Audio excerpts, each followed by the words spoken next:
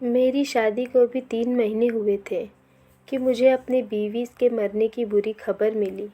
मैं सोच भी नहीं सकता था कि मेरी इतनी मोहब्बत और प्यार करने वाली बीवी, जिससे अभी खुलकर मैंने इजहार मोहब्बत भी ना की थी, वह इस दुनिया से इतनी जल्दी चली जाएगी। मैंने उसकी मोहब्बत को पूरा करने के लिए किसी तरह की कोई कमी नहीं छोड़ी थी। जैसा वह चाहती थी मैंने वैसा ही किया, पर ज़िंदगी ने इतना बड़ा सितम मुझ पर कर दिया कि मेरी बीवी भरी जवानी में मुझे छोड़कर चली गई। लेकिन बीवी के मरने के बाद ही असल कहानी शुरू हुई, जिसने मुझे सिर्फ न झकझोर कर रख दिया बल्कि बहुत सारे रिश्ते को पहचान करवा दी थी। जैसे ही मेरी बीवी के मरने की खबर फैली तो बीवी के मायके वाले हमारे घर आ गए। उसकी माँ तो मुझे लान तान करने लगी और कहने लगी कि तूने हमारी बेटी को मारा है। वह शादी करते हुए बहुत खुश थी। उसने हमसे कहा था कि अब उस घर से मेरा जनाजा ही उठेगा, तो तूने सच में उसका जनाजा निकाल दिया। तुझे ज़रा भी शर्म नहीं आई? तूने हमारी बेटी पर बहुत जुल्म किए होंगे। वह बेचारी बोली नहीं, इसलिए घुट घुट कर मर गई। अब मैं उन्हें क्या समझाता कि मैं तो अपनी बीवी से अभी तक कोई ताल्लुक़ कायम नहीं कर सका था। मैं उस पर क्या जुल्म करता? अभी तो हम दोनों का रिश्ता बहुत ही ज़्यादा तकल्लुफ़ वाला था। मैं चाहकर भी उसके करीब नहीं हो सका था। वह इस कदर शर्माती कि मैं उसके से बात करता तो वह मुझसे मुंह फेर लेती थी। खैर, उस सारे चूहे बिल्ली के खेल में 3 महीने गुजर गए थे। मुझे पता भी नहीं चला था। अब तो आफत मेरे सर आ पड़ी थी। मेरी सास मुझसे कह रही थी कि मेरी बेटी का एक एक गुनाह का हिसाब तुम्हें देना पड़ेगा। तुमने मेरी बेटी पर जुल्म किया है। इसके अलावा एक और बड़ा वाक़या हुआ जिसने मुझे ज़्यादा परेशान किया। बीवी के मायके वाले कह रहे थे कि हम मैयत को अपने घर लेकर जाएंगे, अपने आबाई कब्रिस्तान में दफन करेंगे, जबकि मेरे घर वाले कह रहे थे कि क्योंकि अब वह हमारी जिम्मेदारी थी इसलिए उसे दफनाया भी यहीं जाएगा। लेकिन बीवी के मायके में एक आदमी बहुत ज़्यादा जिद कर रहा था कि किसी सूरत में भी हम अपनी बेटी को यहाँ दफन होने नहीं देंगे। तुमने उस पर जीते जी इतने जुल्म किए, अब उसे मार कर यहाँ नहीं छोड़ सकते। कुछ ना कुछ करके उन लोगों ने मैयत को यहाँ से निकाल लिया और यह लोग उसे अपने घर ले गए। मैं बहुत ज़्यादा परेशान था, लेकिन अब मेरी बीवी थी। वह चाहे दफन जहाँ भी होती, मेरी उसके साथ निस्बत ख़त्म होने से रही तो मैं भी उनके साथ ही चला गया। मैं अपनी बीवी को दफन करते वक्त बहुत परेशान था। मैंने जब उसे कब्र में उतारा तो मुझे अपनी मौत याद आ रही थी। दिल चाह रहा था कि बीवी के साथ उसके साथ चला जाऊं, लेकिन मैं ऐसा नहीं कर सकता था। तभी मुझे पीछे से किसी ने धक्का दिया। मैंने पीछे मुड़कर देखा तो वो वही आदमी खड़ा था जिसने मेरी बीवी का जनाजा यहाँ लाने पर बहुत ज़्यादा जिद की थी। वो कहने लगा, अरे भाई, अब क्या तुम भी कब्र में लेट जाओगे? निकलो यहाँ से। मुझे उसका अंदाज बहुत ही अजीब नफ़रत वाला लग रहा था। मैं कर से ज़रा पीछे हटा। जल्दी जल्दी कब्र पर सील डाल दी गई और फिर कब्र को बंद कर दिया गया। अब वही आदमी सबको कहने लगा कि अब यहाँ पर इस्लामी तरीके से तमाशा ना लगाया जाए, सब लोग अपने घरों में चले जाएं। और तुम मियाँ, अब क्या अपनी बीवी का मातम करते करते इस दुनिया से उठ जाओगे? जाओ, अपने घर जाओ। अपने घर वालों को, अपनी माँ को वक्त दो। मैं उसकी कड़वी कसीली बातें सुनकर बहुत परेशान था, लेकिन क्या करता, यह मौका ही ऐसा था कि मैं ज़्यादा बोल भी नहीं सकता था। मैं चुपचाप अपने घर आ गया। घर जाकर मेरा दिल पूरी तरह से रो रहा था। तभी मैं किसी दोस्त को फ़ोन करने लगा। मैंने जब अपने हाथ जेब में डाला तो देखा तो मेरा मोबाइल जेब में नहीं था। यह देखकर मेरे कदमों तले ज़मीन निकल गई। मैं बहुत परेशान हुआ, सोचने लगा कि शायद मोबाइल कहीं रास्ते में गिर गया होगा। फिर मुझे याद आया कि कब्रिस्तान में आते हुए मेरी जेब ज़रा हल्की थी। मैं उस वक्त इतना महसूस नहीं कर सका, लेकिन बात दरअसल यही थी कि मैं अपना मोबाइल कब्रिस्तान में ही भूल आया था। मोबाइल के बगैर तो ज़िंदगी नहीं गुजारी जा सकती। यह बात तो आप लोग भी अच्छी तरह से जानते होंगे। मैं घर से निकला तो फ़ौरन कब्रिस्तान में पहुंचा, जहां पर मेरी बीवी दफन हुई थी। पहुंचते ही मेरी नज़र पूरे कब्रिस्तान पर पड़ी तो कहीं अपना फ़ोन नज़र नहीं आया। इधर उधर देखने के बाद तभी एक बूढ़े आदमी मेरी तरफ आया और क्या ढूंढ रहे हो बेटा? वह आदमी शायद उस कब्रिस्तान का गौरकन था। बस चाचा, शायद यहाँ अपना मोबाइल भूल गया हूँ, वही ढूंढ रहा हूँ। कहीं तुम अपना मोबाइल कब्र में तो नहीं गिरा कर चले गए? चाचा ने बड़े हैरानी से पूछा। हाँ, ये भी हो सकता है। असल में मैं जब कब्र में था तो मुझे किसी ने कब्र से हटने के लिए मेरी कमीज पकड़कर खींचा था। लगता है कि मेरा मोबाइल नीचे गिर गया। लगता है अब मुझे कब्र खोदनी पड़ेगी। तौबा करो मियाँ, कैसी बातें करते हो? वह आदमी अपने कानों को हाथ लगाने लगा। चंद हजार के मोबाइल के लिए तुम अल्लाह का इतना बड़ा कानून तोड़ोगे? कब्र अल्लाह की हद होती है। खबरदार, अगर तुमने कब्र खोलने की कोशिश की, तुम्हारी बीवी के सारे घर वाले आ जाएंगे और तुम्हें जिंदा नहीं छोड़ेंगे। तुम ऐसी बातें हरगिज़ मत करना, और वह यही सोचेंगी तुमने ही उनकी बेटी को मारा है। मैं यह बात सुनकर हैरान हो गया। उस आदमी को मेरे घर के मसलों के बारे में कैसे पता था? यह तो कब्र खोदने वाला था। फिर उसको यह भी पता था कि यह मेरी बीवी है और उसके घर वाले मुझसे नाराज़ हैं, और यह कि मेरी बीवी के मायके का कब्रिस्तान है। शहरों में ऐसी बातें नहीं बताई जाती, ना ही कोई दूसरे खानदान के बारे में जानता है। पर यह कब्र खोदने वाला था जिसे हर तरह की मालूमात थी। मैं बड़ा हैरान हुआ, लेकिन चुप था।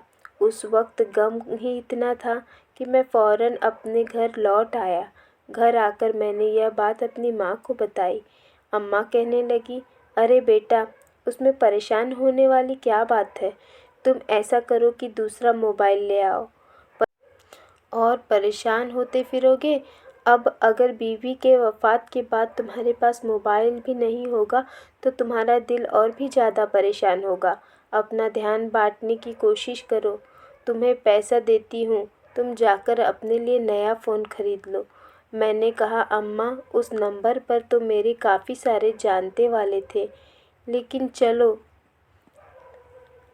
आप कहती हैं तो मैं ऐसा ही करूँगा। आप मुझे पैसे दे दो, मैं 1 महीने बाद लौटा दूँगा। माँ ने मुझे पैसे दे दिए। मैं जाकर अपना नया फ़ोन खरीद लाया। मैंने अपने पास एक सिम भी रख ली थी, लेकिन फिर भी ऐसा वाक़या हुआ जिसने मुझे ज़्यादा बेचैनी में डाल दिया। रात के 12 बज रहे थे। मेरे फ़ोन पर सिग्नल नहीं आ रहा था। अचानक से सिग्नल आया तो मैंने अपने पहले वाले नंबर को मिलाया। वही पुराना नंबर था। शायद मैं सिग्नल चेक कर रहा था। मेरे तो वहमो गुमान में भी नहीं था। मेरा ख्याल था कि बस मेरा मोबाइल कब्र में गिर गया है, तो अब वह ख़त्म हो गया होगा, बंद हो गया होगा, क्योंकि फ़ोन में चार्जिंग भी ज़्यादा नहीं थी। लेकिन जैसे ही मैंने फ़ोन मिलाया, उस पर बेल जाने लगी। यह सुनकर मेरे रोंगटे खड़े हो गए। मुझे अजीब सा डर लगा। मेरा मोबाइल कब्र में है और वहाँ उस पर बेल जा रही है। लेकिन अगले ही लम्हे जो हुआ उसने मुझे हैरान करके रख दिया। मेरा फ़ोन उठा लिया गया था, और फिर जो हुआ, मैं इस कदर हैरान परेशान हुआ, मुझे सच में मसला हुआ। मैं फ़ौरन अपनी जगह से उठ खड़ा हुआ। अम्मा भी हैरान थी कि मैं ये क्या कर रहा हूँ। बेटे, कहाँ जा रहे हो? अम्मा, मैं अपने बीबी की कब्र पर जा रहा हूँ। क्या हो गया है तुम्हें? पहले बहाना कर गए थे, अब कौन सी आफत आ गई है? रात के वक्त तुम अपनी बीबी की कब्र पर जा रहे हो। अम्मा, मुझे जाना होगा। यह कहकर मैं तो घर से निकल गया। मैं नहीं जानता था कि मेरी माँ मेरे पीछे कितना परेशान हुई होगी। अभी मेरे दिल में सिर्फ़ और सिर्फ एक ही ख़याल चल रहा था। वह था मेरी बीवी का ख़याल, क्योंकि जो कुछ मैंने सुना था उसके बाद मैं खामोश तो नहीं बैठ सकता था। मेरी पूरी जिम्मेदारी बनती थी कि मैं उस मामले की जाकर जांच करूं। इसलिए मैं अपनी बीवी के आबाई कब्रिस्तान पहुंच गया था। मगर जैसे ही मैं अंदर कदम रखा तो वही गुरुकुल मुझे मिला। तुम यहाँ बार बार क्या ढूंढने आते हो? मुझे देखकर वह गुस्से से बोला और मैंने कहा, आप चुप रहिए।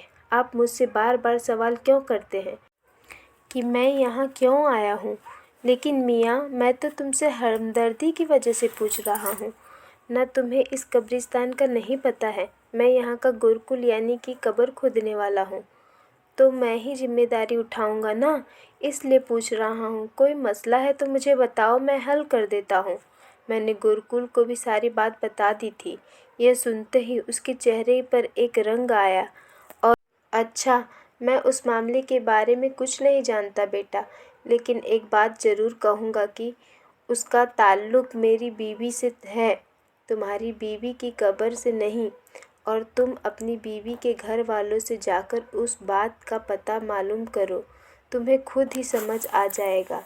मैं कुछ बोलूँगा तो वहाँ क़यामत हो जाएगी, इसलिए मैं खुद गुनाहगार नहीं होना चाहता। तुम खुद जाकर मालूम करो, अक्लमंद के लिए इशारा ही काफ़ी होता है। मैं उनकी बात सुनकर समझ गया था कि वह मुझे पूरी बात नहीं बताना चाहता। शायद उसने मेरी बीवी के घर वालों से कोई रकम वसूली की होगी या कोई वजह होगी जिसकी वजह से वह पूरी बात मुझे नहीं बता पा रहा था। मैं अपनी बीवी के कब्रिस्तान से होकर उसके घर पहुंच गया, लेकिन मैंने घर के दरवाजे पर दस्तक नहीं दी, बल्कि यूं ही घर में दाखिल हो गया। मैंने देखा वह सब लोग एक कमरे में बैठकर बातें कर रहे थे। घर का बाहर वाला हिस्सा बिल्कुल खाली था, वहाँ कोई भी नहीं था। इसलिए मैं चलता हुआ उस कमरे के करीब पहुँच गया जहाँ बैठकर वह लोग बातें कर रहे थे। मैंने देखा उन सबके चेहरे पर बेपनाह गुस्सा था। लगता था जैसे कि वह भी उठकर मुझे मारना शुरू कर देंगे। वह बात कर रहे थे मेरी बीवी ही के बारे में, लेकिन समझ नहीं आ रहा था वह मेरी बीवी पर गुस्सा क्यों कर रहे थे। तभी मेरा हाथ एक प्याली पर लगा, वह प्याली टूटकर गिर पड़ी तो सब लोगों की तवज्जो मेरे ऊपर आ गई। वह लोग मुझे यूं देखने लगे जैसे मैंने उस घर में चोरी कर ली हो। बेटा, तुम यहाँ कैसे और कब आए थे? मेरी सास ने मुझसे पूछा। अम्मा जी, मैं आपको यह बात बताने के लिए आया हूँ। मैंने अपनी सास की तरफ उम्मीद भरी नज़र डाली। हाँ बेटा, आओ आओ, तो हमें तुम्हारा इंतज़ार था। मेरा इंतज़ार? मगर वह क्यों? मैंने अपनी सास से पूछा। बस बेटा, हालात ही कुछ ऐसे हैं कि क्या करें। तुम्हें तो पता है कि हम एक मामूली से ख़ानदान से ताल्लुक़ रखते हैं। मेरा भांजा कल से ही नहीं आ रहा। वह ऐसा गायब हुआ कि मेरी बहन भी परेशान हो गई है। कहती है कि अपने दामाद से कहकर मेरे भांजे को कहीं से ढूंढ कर दो, वरना मैं मर जाऊंगी। मेरा एक ही जवान बेटा था। अगर वह भी ना रहा तो मैं क्या करूंगी? तुम जानते हो हमारी उनके साथ नाराज़गी चल रही है, लेकिन अब इस मौके पर हम दोनों ख़ानदान एक दूसरे के बेहद करीब हो गए हैं। मैं यह सुनकर अपना गम भूल गया। अच्छा माँ जी, आपका काम करवा दूँ, लेकिन मैं आपसे एक मसला बताने आया हूँ। बेटे, मसले तो चलते ही रहते हैं, मेरी सास ने मेरी बात को नज़रअंदाज करते हुए कहा। लेकिन तुम पहले मेरा काम करा दो, उसके बाद तुम जो कहोगे मैं वही करूँगी। मैं अपनी सास से बहस करना मुनासिब नहीं समझा। वहाँ से एक और जिम्मेदारी लेकर वापस अपने घर आ गया। मैं अपनी बीवी की कब्र खोलना चाहता था। मैं उसकी कब्र खोलकर अपनी तसल्ली कर लूँ एक बार, क्योंकि जो कुछ मैंने सुना था वह जानना था। उसके बाद मेरा दिल बहुत अजीब सा हो गया था। मैं चाहता था कि मैं अपनी बीवी की कब्र खोलूं, लेकिन कोई भी मुझे इस बात की इजाज़त नहीं दे रहा था, ना कोई मेरी बात पर यकीन कर रहा था। इसलिए मैंने सोच लिया था कि जो कुछ करूँगा मैं खुद ही करूँगा। रात के 2 बजे मैं कब्रिस्तान में जाने का फ़ैसला कर लिया था। अब मुझे अपनी बीवी की कब्र खोलना बहुत ज़रूरी लग रहा था। 2 बजे घर के सब लोग सो चुके थे। मैं जानता था कि वहाँ का गुरुकुल जो बार बार मुझे मना कर रहा था, वह भी उस वक्त नहीं जाग रहा होगा। उसको तो लगता होगा कि अब मैं थक हार कर चुप बैठ जाऊंगा, पर मैं चुप बैठने वालों में से नहीं था। इतनी बड़ी बात हो गई थी, मैं कैसे खामोश रहता। मैंने जाकर सारा इंतज़ाम मुकम्मल कर लिया और तकरीबन 2:30 पर कब्र खोलना शुरू कर दिया। कब्र की मिट्टी काफ़ी नरम थी। ऐसा लगता था जैसे कब्र को कुछ देर पहले ही बंद किया गया हो। मैंने जल्दी जल्दी मिट्टी हटाई तो पत्थर को हटाने में मुझे 5 से ज़्यादा मिनट का वक्त नहीं लगा। मैं उस वक्त इतनी जोश में था कि बड़े से बड़े पहाड़ भी उखाड़ सकता था। जब मैंने पत्थर हटाया तो एक और हैरत का झटका मुझे लगा। सामने का मंजर देख मेरे पसीने छूट गए। ठंडे पसीने मेरे चेहरे पर आ रहे थे। मैं इस कदर परेशान था कि समझ नहीं आता था क्या करूं, हंसूं या रोऊं या फिर अपनी बीवी का मातम मनाऊं, क्योंकि सामने कब्र खाली थी। कब्र में ना मेरी बीवी थी, ना उसका कफन था और ना ही मेरा मोबाइल फ़ोन था। मैं तो अपना फ़ोन ढूंढने आया था, पर एक नया किस्सा खुल गया था। असल में जब मैं अपना फ़ोन कान से लगाया था तो किसी ने मेरी कॉल उठाई थी। इस बात से मुझे लगा जैसे मेरा फ़ोन कब्र में नहीं, बल्कि मेरा फ़ोन कोई चोरी करके ले गया हो। लेकिन जब मैंने अगली बात सुनी थी, वहाँ से मेरी हैरानी ज़्यादा हो गई थी। कुछ देर बाद हवाओं के चक्कर की आवाज़ होती है, ऐसी आवाज़ आती रही। फिर मेरे कानों में एक आवाज़ पड़ी, मेरी बीवी सख्त अजाब में है और जब तक उसके नाम का खर्च अता नहीं कर दिया जाता, तब तक वह यूं ही तड़पती रहेगी। शायद मैं यह सुनकर बेवकूफ़ बन जाता, लेकिन मैं यह सोचने लगा कि एक एमपी पर में आने वाले फरिश्ते तो कभी भी उर्दू ज़बान में बात नहीं कर सकते। वह तो सुना था कि अरबी में बात करते हैं, और फिर ऐसा कैसे हो सकता है कि फरिश्ते की आवाज़ मुझे फ़ोन पर सुनाई दे। यह चीज़ कोई ड्रामा या फिर झूठ लगती थी। ऐसा हकीकत में तो नहीं हो सकता। बहुत सारे लोगों ने कब्र में कैमरा और माइक रखने की कोशिश की, पर आज तक किसी फरिश्ते की आवाज़ किसी इंसान के कानों में नहीं पड़ सकती। यह अल्लाह के राज है और यह अल्लाह ही जानता है। ऐसा हो ही नहीं सकता कि किसी कब्रिस्तान में फरिश्ते की आवाज़ कोई इंसान सुन सके। बस तभी से मुझे शक पड़ गया था और मैंने बीबी के कब्र खोदने की ठान ली थी। फिर जब मैंने कब्र खोदी, वहाँ से मुझे कुछ भी नहीं मिला। अब मैं अपनी बीवी के घर वालों के पास चला गया।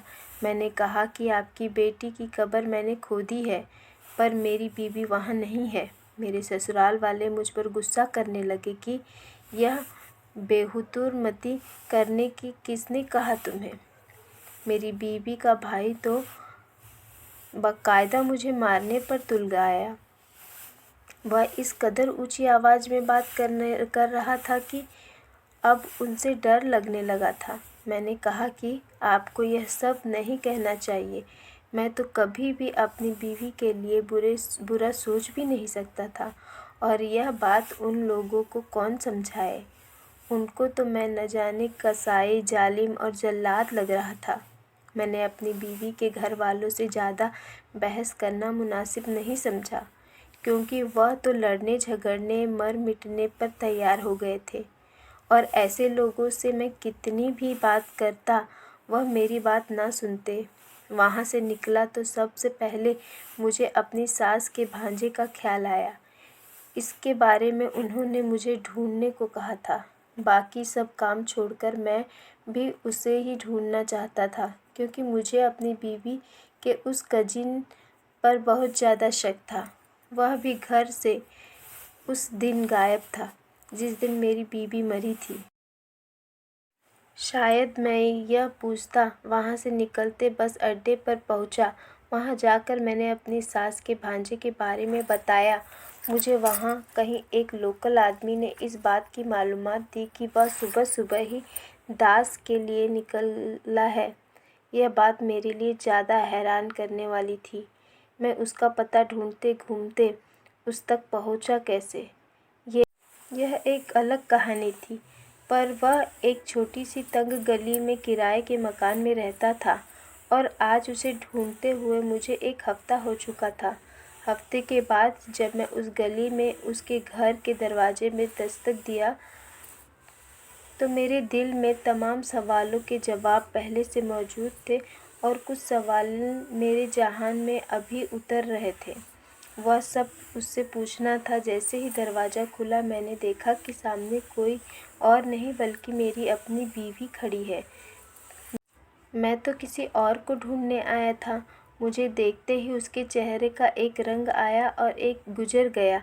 वह बड़ी मुश्किल से अपनी जान बचाकर पीछे भागने लगी। मैंने उसके बाजू से पकड़ा और घसीटना शुरू कर दिया। वह चिल्लाने लगी। शायद मुझे गली वालों के सामने गुंडा जाहिर करना चाहती थी। मैंने सबको चुप करवा दिया। यह मेरी बीवी है और मैं उसे यहाँ से छोड़कर नहीं जा सकता। सब लोग बड़े हैरान थे। मेरी बीवी के चेहरे पर बहुत शर्मिंदगी थी।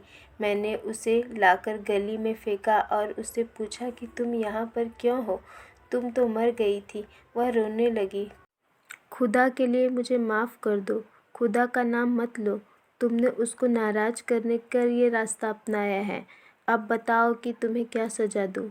मेरी बीवी मुझसे हाथ जोड़कर माफ़ी मांगने लगी कि पहले एक बार आप मेरी बात सुन ले, फिर मैं आपको सब कुछ सच-सच बताऊंगी। अगर तब भी आपको यकीन ना आए तो आप जो कहेंगे मैं वही करूंगी। मेरी बीवी ने जब अपनी कहानी सुनाना शुरू किया तो मैं चुप हो गया था। अब मैं उसे क्या कहता, क्या सज़ा देता? उसने बताया कि वह जब से बड़ी हुई है उसके घर में उसके ख़ानदान वालों का आना जाना लगा रहता था। उसका एक कज़न जो उसकी खाला का बेटा था अक्सर उसके घर आता जाता रहता था। नज़ीर के साथ बेतकल्लुफ़ी बढ़ी तो एक दिन नज़ीर ने उसे कहा कि उसे मॉडलिंग करवाने के लिए दूसरे शहर ले जाएगा। वह खूब पैसा कमाएगी, मशहूर हो जाएगी और घर की गरीबी ख़त्म कर देगी। वह भी उसकी बातों में आ गई, फिर उसके साथ चल पड़ी। दूसरे शहर जाकर उसने अपनी हवस का निशाना बनाया और साथ ही उसकी तस्वीरें भी बनाई। जब मेरी इतनी सारी तस्वीर बन गई तो बेचारी मजबूर हो गई और उसकी बात मानने लगी थी। यह बात उसकी माँ को पता चली तो माँ ने उसकी शादी मुझसे कर दी, पर उस भांजे ने तो उसका पीछा नहीं छोड़ा था। वह कभी कभी उसके ससुराल आता तो कभी कुछ करता। साथ ही उसने सख्ती से मना कर रखा था कि अपने शौहर के पास नहीं जाना। अभी मेरी बीवी 2 हिस्सों में बँट चुकी थी।